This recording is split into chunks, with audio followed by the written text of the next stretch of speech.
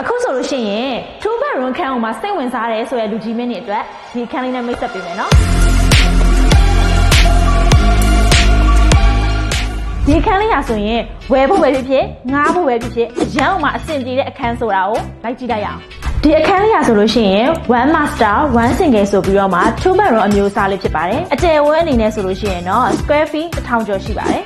အဲ့ဒါတွေအပြင်အခုမြင်တွေ့နေရတဲ့ furniture တွေအကုန်လုံးလည်းပါဝင်မှာဖြစ်ပါတယ်ဒီအခန်းကိုငားရမ်းချင်တယ်ဆိုလို့ရှိရင်တော့တစ်လကို28သိန်းနဲ့ငားရမ်းနိုင်မှာဖြစ်ပြီးတော့ဝယ်ယူချင်တယ်ဆိုလို့ရှိရင်တော့8500ထဲနဲ့ဝယ်ယူနိုင်မှာဖြစ်ပါတယ်ခုနကပြခဲ့တဲ့အခန်းလေးမှာနေထိုင်မယ်ဆိုလို့ရှိရင်တော့အခုလိုမျိုးကျယ်ဝန်းပြီးလောက်ပါတဲ့ garden ရဲ့ဟိုမှာကြည့်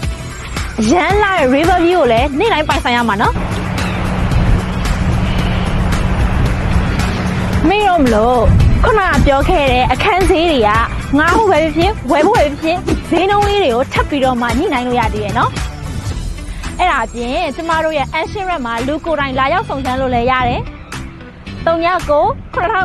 6606ကိုလည်းဆက်သွယ်ဆောင်စမ်းပြီးတော့မှမေးမြန်းလို့ရပါသေးရဲ့